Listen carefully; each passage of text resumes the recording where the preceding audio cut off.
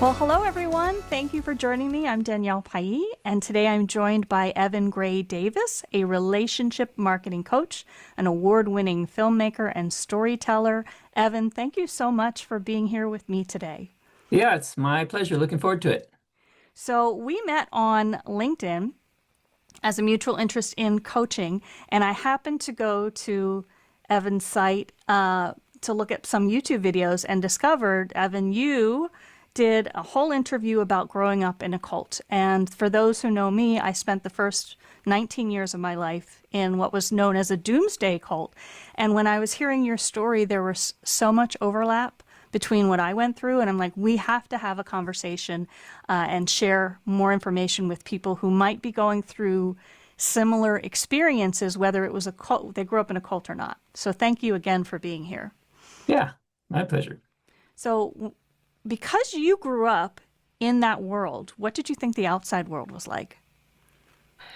So when I was a child, so I was born into a cult, complete with, end of world prophecies and compound in Nevada and very, exclusive isolationist, really saw the rest of the world as a very unsafe place. Inevitably, there was going to be a nuclear holocaust. We were to remain as the remnant who brought the gospel to the survivors. And as a child, I really understood the world to be this, scary place that we were protecting ourselves from. We were homeschooled, or we, went to a little two-room school with, first, second, and third grade in one room, and fourth, fifth, and sixth grade in another room. As it in my early schooling, and yeah, my sense was that there was demonic forces Mm-hmm. out there in the world that were looking to destroy me, right? And I was, safe and protected in this place in my family, but these evil spirits were always seeking to find a way in, and any opening I gave them through sin or through bad thoughts or through, lying or whatever, calling my brother stupid or Mm-hmm. Mm-hmm. anything, right? Uh, I was giving these evil spirits an opening to possess me effectively, turn me into something evil. The God that I understood as a child was a very supposedly loving God, but with a lot of strings attached. Mm-hmm. Um, God was, you know, uh, to be feared, to be honored, to be worshiped. Um, if you found yourself sick, it was probably because your sin, and God was Yeah. teaching you, punishing you. You know, uh, I had an accident with my eye when I was 9 years old, where I was cutting on a rope. I had it looped and I was cutting, away from myself, and I struggled with it, and it slipped right into my eye. And there was subsequent, couple years of hospital visits, very, a lot of hardship on my parents, my family, financial hardship, emotional hardship. My mom prayed daily for a miraculous healing that never came, and I think interpret that internally as God abandoning her. And the narrative that I was told was, don't feel bad. God orchestrated that as punishment for my parents' sins. So there was a Well, lot that of makes it better to carry that yes, kind of right? weight of that. Right. So as a child, I'm really confused about this God that's, a loving God that we've got kind of an exclusive relationship with in this circle, this special circle we're in. And but yet this God would, strike a child with this horrible accident simply because his parents were sinning. I was afraid of that God, I was Yeah. very confused about my family, the methodology of discipline was very harsh, and you really break a child's will because they are to submit 100%, no questions asked. And if a child didn't, it was very harsh. So yeah, so on one hand I'm hearing a lot of messaging about how special and how loving this God is, but on the other hand I'm also getting a lot of messaging that it's very, opposite of that and very confusing. So yeah, that was my perceptions as a child of the world and God and, my place in it. Yeah. Now, did you have to get permission to go and get surgery? Because in our church, you had to first you had the prayer and the anointment, and you had to get permission to get surgery. So our particular brand of cult was not, albeit they, prayed for healing and expected healing, and I rarely, other than the accident with my eye, I don't think I saw a doctor my whole childhood. I remember one time I was running out in the field. We were playing hide and seek at night, and I ran into a barbed wire fence and just kind of skidded right down the fence and just tore open my chest right to the ribs and went home crying. And my mom says, "Oh, you're all right. That'll heal up." And it did. And I have a scar here still to this day. Uh, I imagine, a car accident style injuries, those kinds of things. It was permissible. It wasn't spiritually prohibited or religiously prohibited to see a doctor, but at the same time, we trusted God to heal us. And so, yeah, that wasn't as big of a part of our particular, Yeah, yeah. And brand. what you said about demons, I can relate to because I was so scared as a kid that I would stay up as late as I could, like keeping my eyes open, because every time I fell asleep, I was dreaming about the tribulation and the world ending and Satan and his demons hiding under the bed and in the closet. And I'm sad to say it sounds embarrassing, but as an adult, I had such a hard time getting past the nightmares and learning how to just sleep through the night. So people don't realize what you hear as a kid, you really internalize. And for you, because you, like me, grew up in it, like we were not adults when we joined. So we didn't have an identity. So when you leave, it's like, well, now who am I? Everybody told me what I was and who I was. So what happened to make you start to question the beliefs that you had? Yeah, so we as a family were cast out of that cult when I was, I think, 12. Mm-hmm. And that was, of course, a blessing in disguise because the cult went on to just completely implode when a couple of the teen girls ended up pregnant who were cleaning the cult leader's house. And, there Oh, was a lot of, yeah. obviously, a lot of issues leading up to that, a lot of turnover, a lot of, so we were actually lucky to have been cast out, but my parents carried on a lot of this programming and a lot of the cultural mindsets about our place in the world, about the world around us. And we went on to pretty much, create, I guess, our own compound of sorts. We weren't as isolationist. We started going to more of a mainstream church, but we went to church kind of with this caveat that we're bringing, The special we're knowledge. special dispensation, and there was yeah, a lot of judging of but we ended up with, even as an adult, each of us, we ended up with 5 houses on the same block. My 2 sisters, my brother, my parents, and myself all had a house right there, and we, got together all the time for potlucks and that kind of a thing. So we kind of continued our kind of exclusive little club type of a thing, and a lot of those same philosophies about how you raise children, the role of a wife, to submit to her husband, not to have a career. Husbands are, the authority. Um, you know, a lot of ideas about poverty, that poverty is really a holy right to succeed in the world, Hmm. financially and career wise was a compromise of your eternal soul. So we all kind of struggled. I mean, certainly I and my wife did. I went into ministry.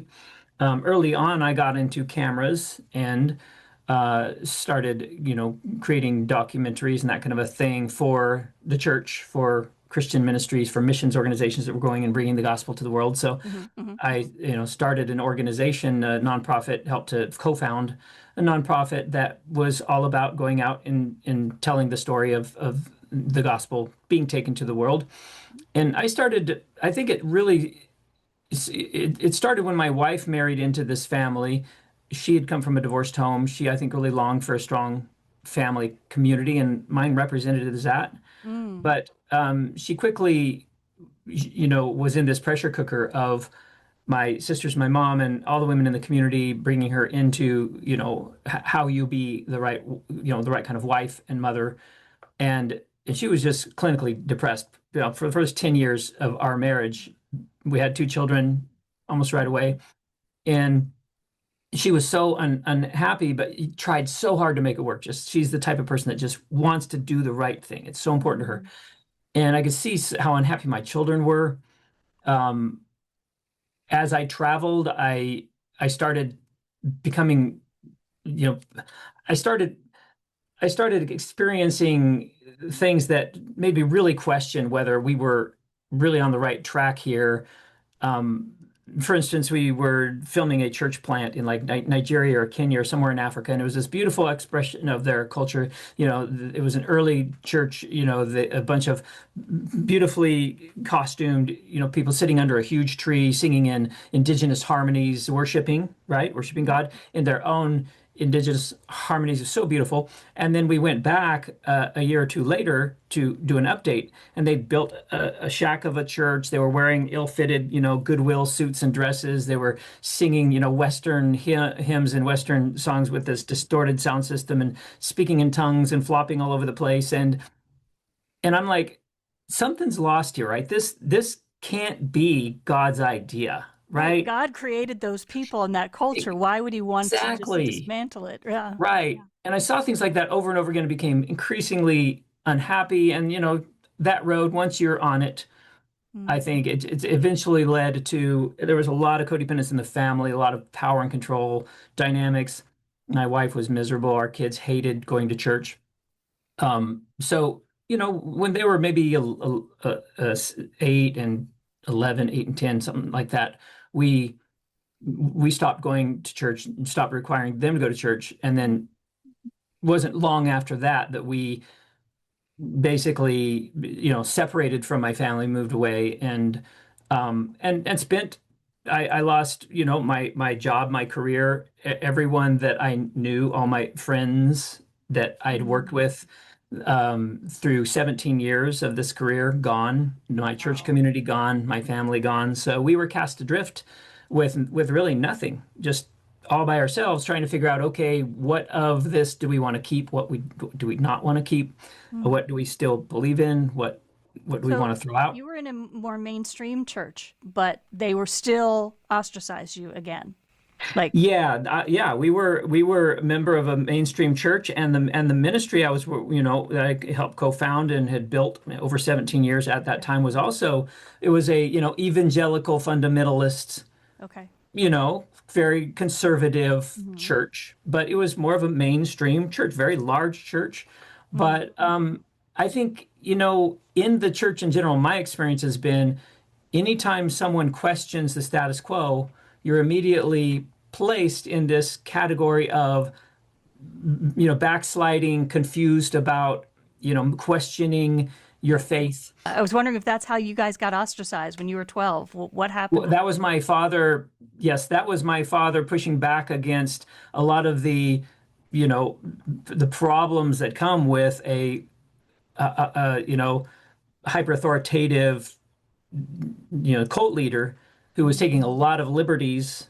And my father was one of the board of elders, and he Mm. was the only one that was pushing back against I think, some of the evolutionary process of a cult.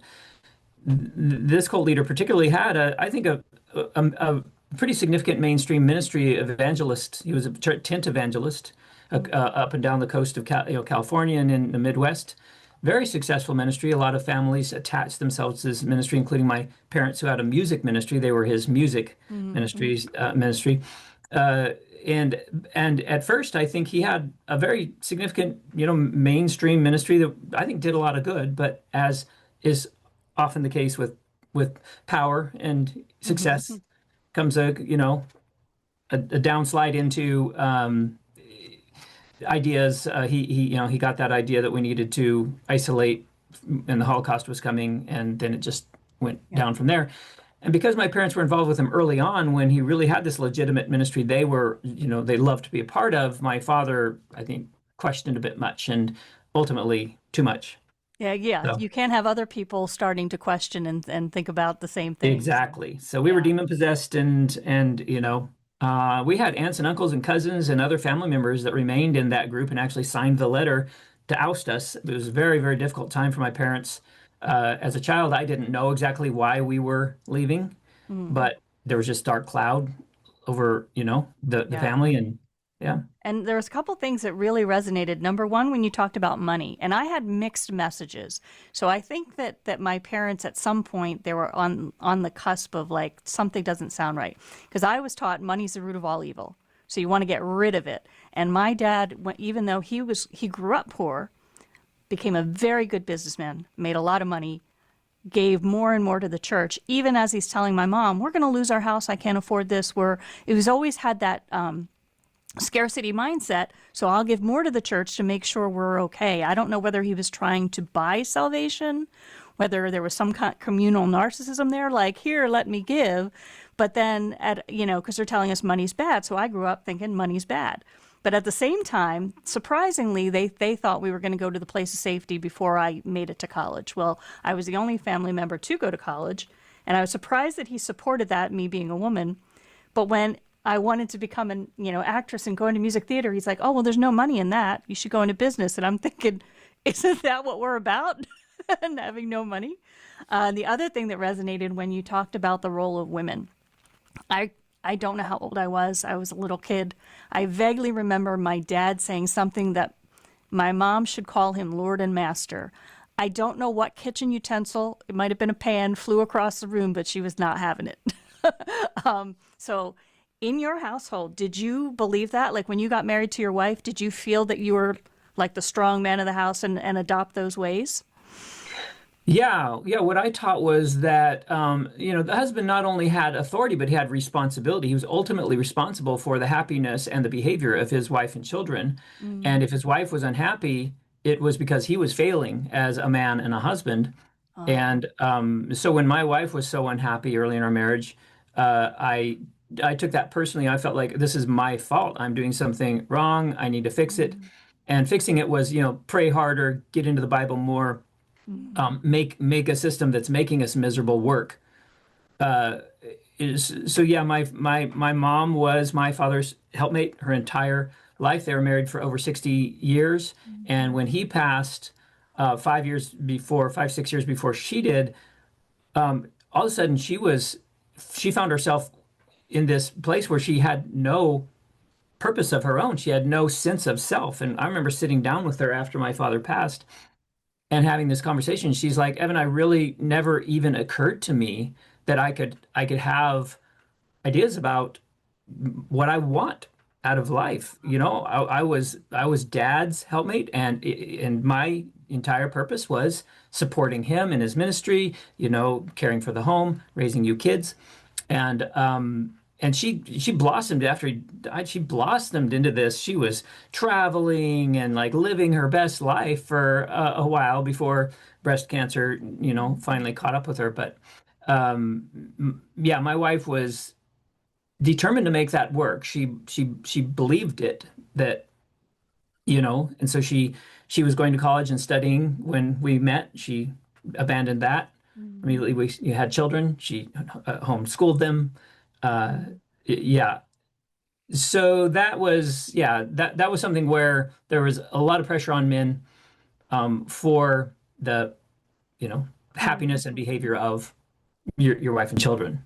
Now, did you ask her, or could she identify what was making her unhappy, or did she didn't know? No, because and this is the thing about it is um I was also miserable, but I just hid it better.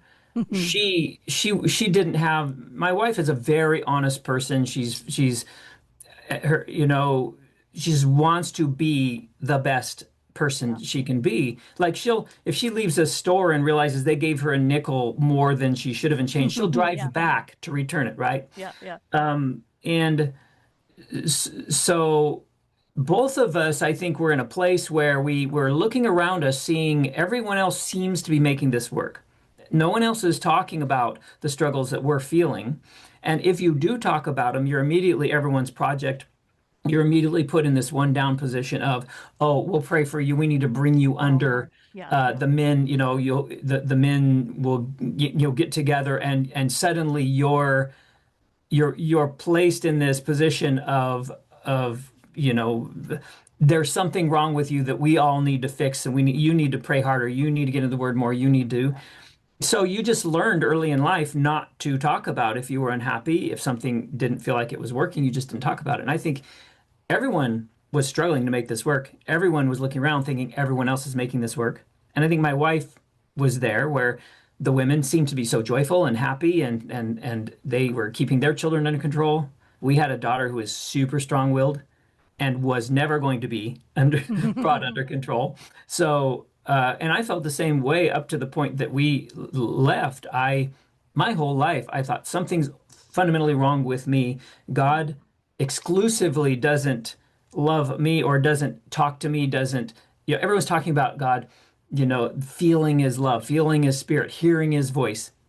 I never experienced those things. And I thought, there's something wrong with me. God has separated me out in this position of ignoring me, neglecting me, and it's my fault. I'm doing something wrong to cause that. So I had this deep sense of shame, sense of wrongness of being throughout my whole life until, we escaped this thing and started looking at it from the outside. And I realized, no, that was this system creating this. I think everyone felt that way in their own way. No one expressed it outwardly. Yeah. It wasn't an instant escape though, was it? Was it like you leave, you stick a toe back in, you leave, you stick a toe back in until you figure Yeah. Well, for instance, in college, I took a year and a half, and kind of sowed some wild oats. Ended up, living at the university and living with my girlfriend and smoking pot and stuff like that. And the whole time, I'm like, the shoe is going to drop. God is going to bring me back into the fold through some catastrophe. I just knew it.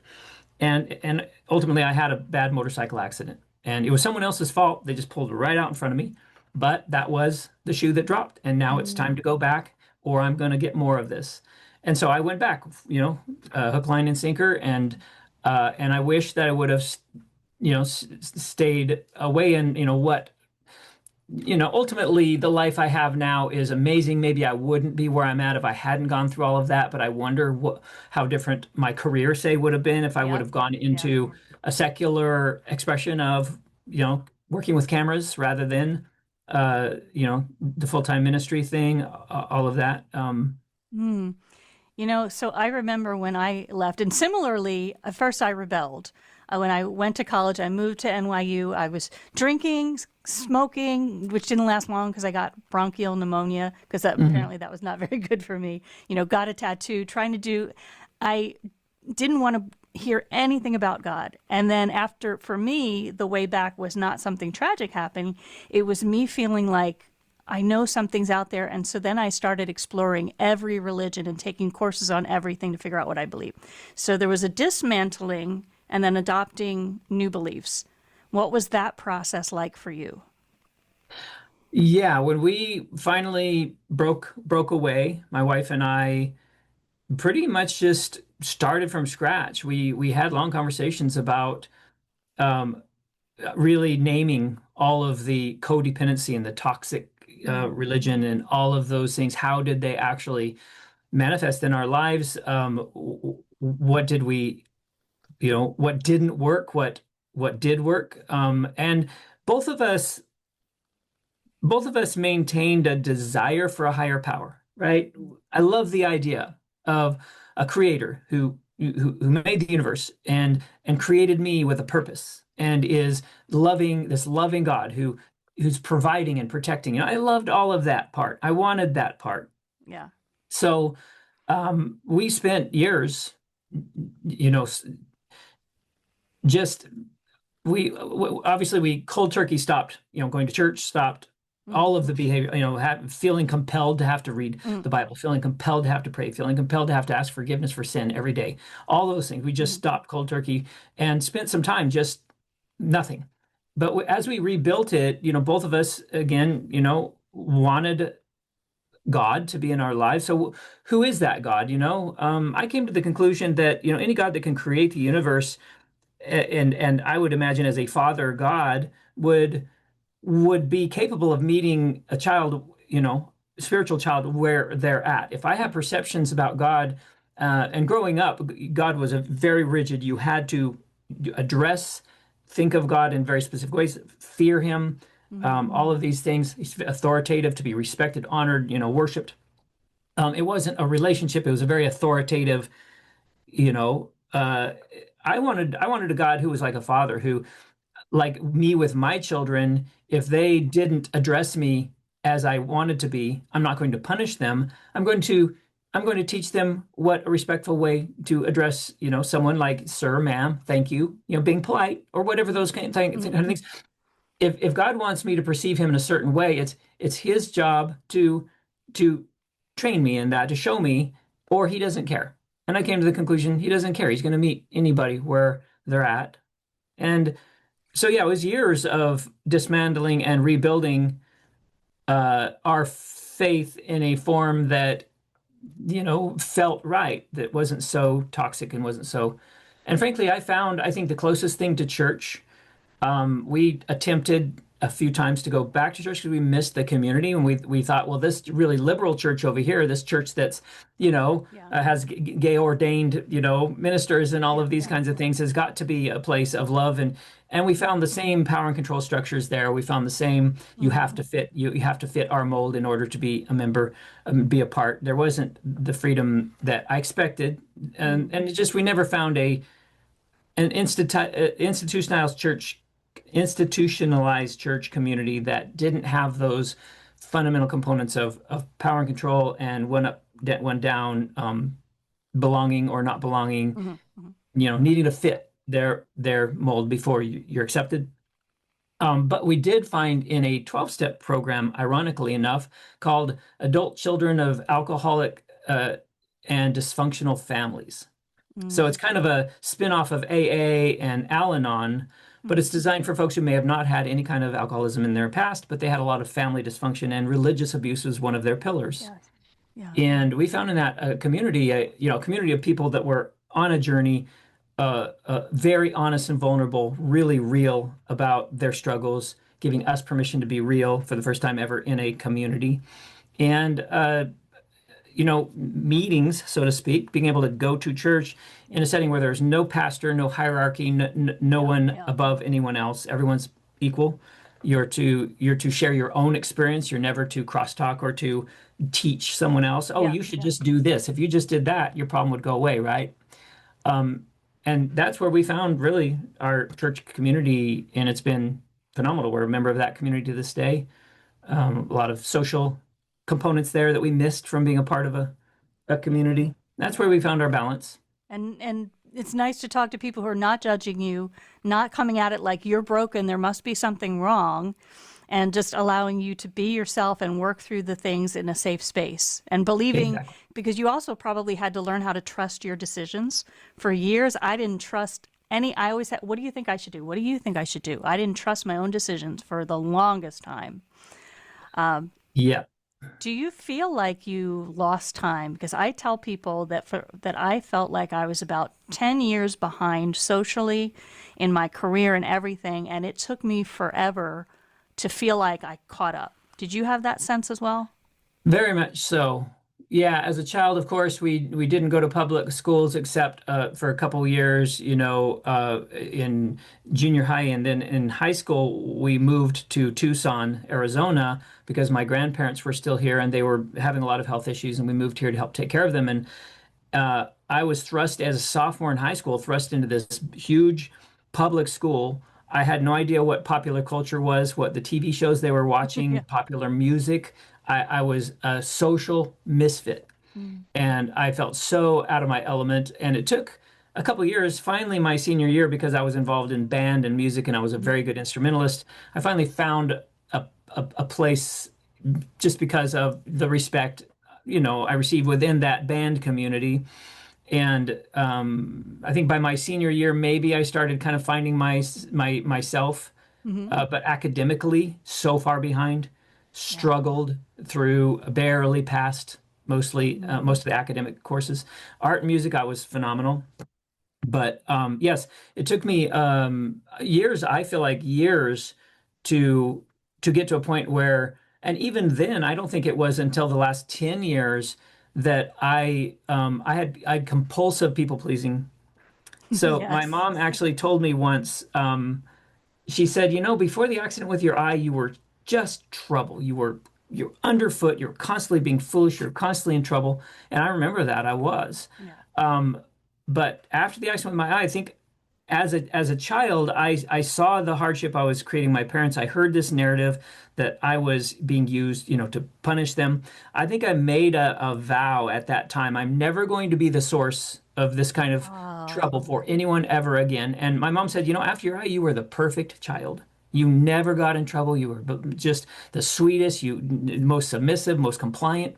oh my And God. What things, those are compliments you don't want. no, Submissive and well, compliant. yeah, maybe as a child I would have liked those, but later in life that slapped me across the face with, you know, no wonder no wonder I'm constantly feeling this compulsion to overgive, to say yes when I should say no, to Yeah. undercharge. And I went on to start my own business, and I self-sabotaged in so many ways with underbidding and undercharging and allowing scope creep to just take projects over without saying something and just, you know, eating it, right? Yeah. Yeah. And in all my relationships, I was the one who would, you know, just jump anytime someone just mentioned something that needed to be done. Oh, we're moving. You know, jump Right. to go and do it to And then you serve. felt You know, guilty if you didn't. If you didn't, you're like, oh, I should yes, have gone there. I should have. right. I learned a term, and you probably know this already, but in preparing for this interview, moral scrupulosity. And I'd never heard that before, and I looked it up, and I was like, oh my gosh, that's me. And what you just described kind of fits into it. Like, I used to be so worried that if I accidentally lied, like if I were given something to read in school and I skipped a word and I said I read the chapter, but I accidentally skipped a word, God was going to punish me. So I would like OCD, keep reading the same part over and over again. And as a kid, I thought this was normal because I can't do any, you know. And as an adult, the people pleasing, the overgiving, replaying every conversation. I don't know if you do this, but I would replay conversations like, did I offend that person? Did I say the wrong thing? It goes on with this whole idea that you always feel this guilt like you're doing something wrong. And there's nobody to tell you in that environment, no, you're great. You're fine. Yeah. Yeah, I define that as that sense of wrongness of being just a prevalent sense of I'm wrong, I'm doing it wrong, I'll never do it right if it's up to me.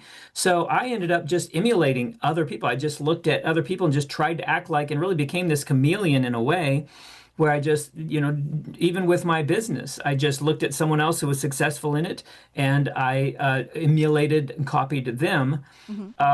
I think the world loses a lot of, you know, amazing, unique talent and personalities and dynamics that were meant to be brought by people that were meant to bring just a very different way of being into the world. We've lost that. How many, you know, creators and inventors and, you know, medical innovations and things have not been, you know, brought to the world because of these kinds of things.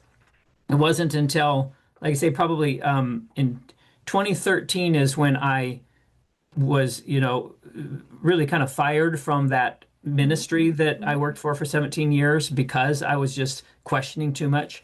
And that was when I started my own business. Hmm. And the first, you know, probably 5 years of that, again, just emulating everyone else. And it took me a while to actually build something that was uniquely me. And that relationship marketing online is what came out of that Hmm. along with, you know, my documentary filmmaking. I started actually creating films that were, you know, highly impactful and uh, you know, I mean, the success that I started having with that, you know, with everything I created just changed because Hmm. it was coming out of uniquely me for the first time, right? Yes. I was bringing me to the world in a way that you know, made an impact. And as being a coach, you learned how to set those boundaries because I did not know how to set boundaries around my time, my energy, what was okay, what was not okay. So that, of course, took some learning as well. And you know, it's interesting when people think about a cult, say, we think of religion, but everything you're talking about, I don't know if you've come across this with coaching clients. I have. where you said something earlier. Everybody else around you seems fine, so it must be us. But I talk to people, maybe they brought up in a specific culture, in a work culture, with politics or online communities, where this kind of mindset turns up in other places. Have you experienced that yourself? Very much so. I think these patterns of toxic codependence are universal. The force behind it can be, cult religion. It could be an alcoholic family. It could be, you know, so many different. It could be, compulsive, workaholic environment where you just grew up in this environment where it was a very deep cultural mindset about a certain way of being Yeah. that you were programmed as a child in this. It was deeply embedded in your psyche, and the rest of your life you're compelled by this until you start again just recognizing the signs, take some time to take it apart, and realize. So my wife and I've been married for over 30 years, and really the I'd say the biggest thing we learned that helped us our marriage really become a very happy, healthy marriage, because for many years it was miserable, was realizing that every time we have conflict, the root of that conflict, if she does something, even something that's overtly wrong, and that deeply wounds me, my response to that is still rooted in programming that predated her. And even if I betrayed her, again, no one else has the power, right, to rob me of my happiness and to make me sad, miserable, hurt. No one has the power to do that. And if I give them the power, it's because of programming that predated that relationship. And now we give each other, if I accidentally hurt her, or even, in an angry argument, say something that's hurtful, after the argument, we always come back to acknowledging that, that wasn't about her, that was about me, and for her, that wasn't about me, that was about her. And okay, let's look at where is that rooted? Why did I respond that way? Our compulsions, our fears, our lack, I think addictions, any of those things are coming from those deep programming as a child. And if we don't stop and look at that, Yeah. we spend the rest of our lives just a victim to these forces that we And have no control. it's beautiful that you both talk about it. Sometimes, someone will talk to me and something's happening in their relationship at home, and they'll say, I think they're thinking this. I suspect he thinks this. And I like, did you ask? Well, no, Yeah. they're afraid to ask. So Yeah. that's scary if you're afraid to ask. So do you think there is, and I have a list, and I actually sent you my list and grew it since then, about what's the difference between a high control community such as a cult versus just a strict religion or strong community? Because when I started talking about growing up in a cult, I had so many people say, I think my family was a cult. Like they were shocked because they'd never heard it in that context. So I know there's a ton. I think my list grew to like 23. But can you give just a couple overview? What do you think is a sign of a cult and run the other way? Well, certainly the power and control structures are the biggest tell.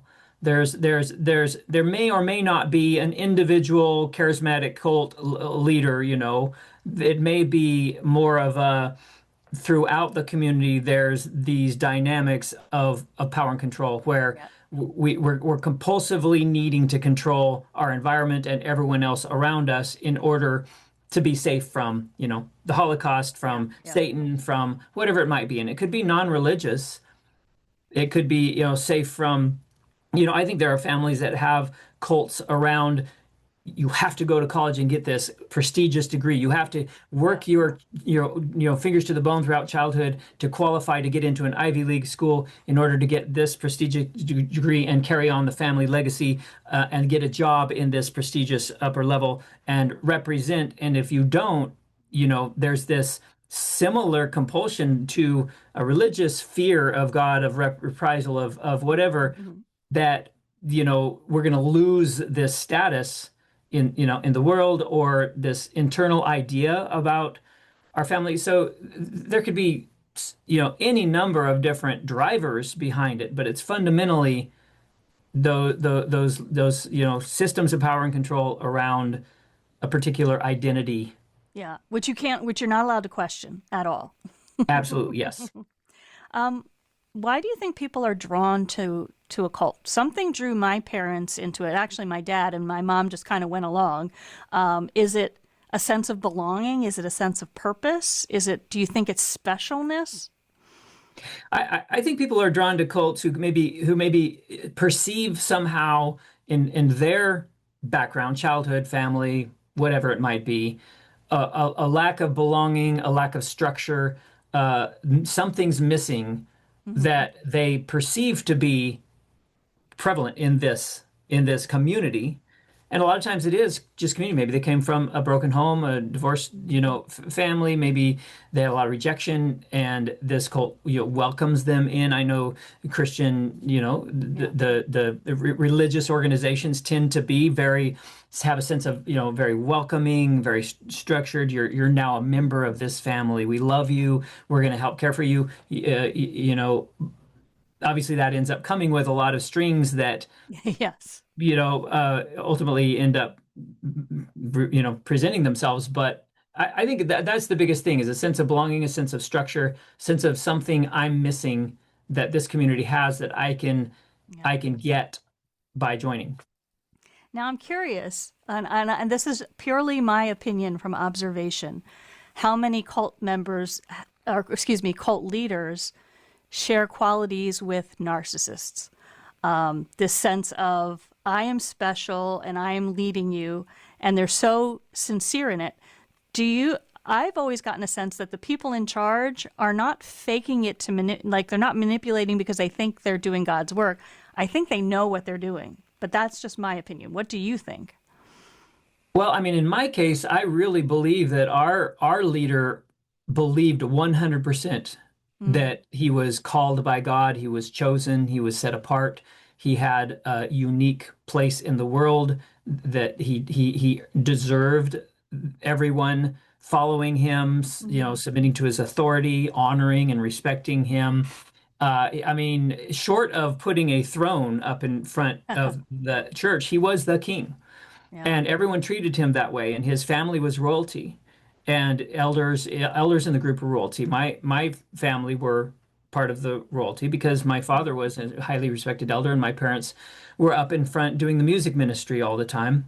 Mm, And my whole life, I believed that we were this special, exclusive, above. I think there might be times where there are scams. There are cults that really are run as a grift. hmm. Where it's a con artist who really Hmm. knowingly sets this system up. But I think that's rare. I think my belief is in the majority of cults Hmm. there's just a really strong sense of identity, that and yeah, mental illness. Probably some narcissism in either Yes, case. absolutely, yes. So, how did you learn to trust your judgment again? Because we talked about the fact, and I'd mentioned like learning to trust your own decisions without having to ask someone else. Yeah. Well, to this day, I still have to work at that. My default position is I'm probably doing it wrong, and I should go Mm, seek out someone in authority to show me, tell me how to do it right, to either approve of how I'm doing it. That's mm, still a compulsion I have to fight. I think it's over and over and over and over again throughout my life from early childhood. I have memories of of realizing that I was right about something. I never said anything about it. I never, I doubted it and undermined it, and then later realized I had it right and they had it wrong. yeah, yeah. And and that happened just so many times. You would think that that would create a shift in mind, in that mindset, Hmm. but that deep programming, it was really, I think, for me, I would say it's only been in the last 5 to 7 years that I've gotten to a point where I have a really strong sense of self and confidence in Yeah. the way I see the world, the way I see, built, running my business, whatever it might be, telling a documentary story, that's uniquely mine, and I don't have to look for permission or validation from anyone else. Yeah. I think the cult programmed into me the sense that there's only one way to do anything right. And Yes. if you're not doing it that one way, disaster will, ensue. And I've learned that there's 1,000 ways to do the same thing. There's 1,000 brands of spirituality. There's 1,000 ways any particular business can, function, or any family can operate. And all of those are equally valid, Yeah. you Yeah. know. And once you realize that, it opens up a lot of freedom and possibilities. Yes, absolutely. So what do you hope that people understand about cult survivors? What do you think that people misunderstand when they hear that?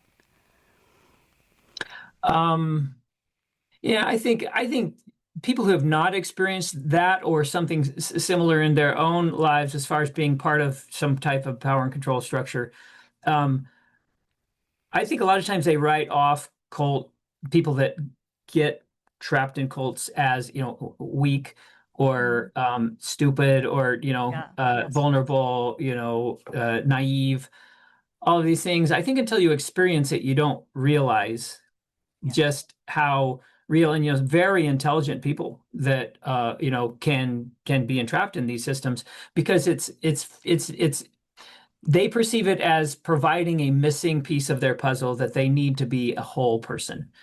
And uh and I think, yeah, anybody who is looking from the outside in, I think if you understand that and you start recognizing in your own life, because I think all of us have these compulsive behaviors Yeah. that come from a sense of lack, a sense of fear that I'm missing something.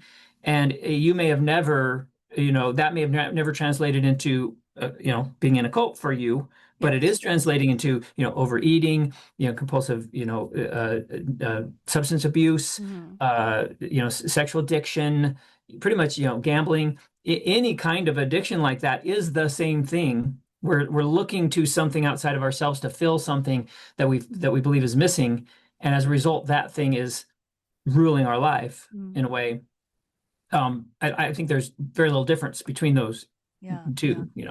So somebody listening to this who may be questioning their family, their church, their community, what would you want them to know or take away from today's discussion? I mean, there's a lot, but Yeah. but one or two things. What do you think? I mean, I think the biggest thing that made a difference for me was accepting and believing to my core that um, I have everything I need to Mm, be what I'm designed to be in the world. So mm, the conclusion I've come to about my higher power is I believe there's a creator God. I mm, believe that from the moment I was conceived, he could see my entire life all at once. He's not trapped in time. He knew everything I was going to experience, everything I was going to need. Sadly, broken people derailed me, maybe from as a child, from my purpose. mm. But if I'll trust what's in here, if I'll trust what makes me happy, and this was one of the things that was so insidious about my upbringing, was anything that made you happy, anything that, those times where you dreamed of being a circus, actor, or, Yes, yes, whatever, yes. that was fundamentally sin. Anything that felt good was sin and selfish. And anything that was truly good was suffering and sacrifice and serving others. And so it wasn't until, like I say, the last 10 years that I started trusting and actually following what's in here. And it completely changed my life. And I think if everyone did that, everyone acknowledged that I'm a 100% unique individual that was designed to bring something that's 100% unique Yeah, to the world. I don't have to fit into anyone else's mold. I don't have to be approved by anyone. If I yeah, just express myself in the world the way I love to be, I will fulfill my ultimate purpose, whether believe in God, or, whether you yeah, don't, the freedom that comes with that, because then you have the freedom to make mistakes and learn, yeah. and build your own thing in the world. Yeah, I think it makes us more flexible and open-minded when other people believe differently. At least for me, I find I'm less to say, "Oh, that's wrong," or I was like, "Okay, if that's your belief, I respect that." And yeah, I really everything you said I resonate with. Thank you so much for being here to talk with me. I really appreciate it. Any closing thoughts before we wrap up this conversation? No, I think that last question probably brought out as good of a closing, idea as I could think of. I really appreciate the opportunity to.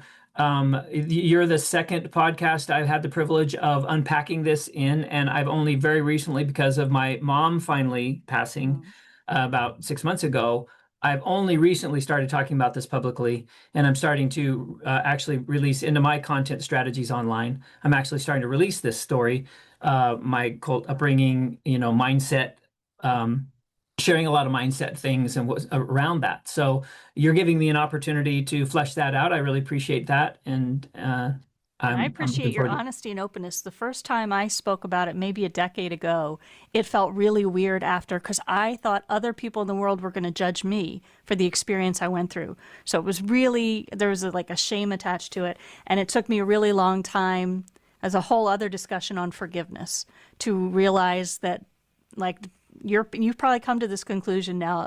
It took me a long time. My parents did the best they could with the information they had, and I'm going to have to say I forgive so that I can move on, or else you're just going to cycle. Well said. So, all right, well, have a beautiful day. Thank you so much again for joining me. My pleasure.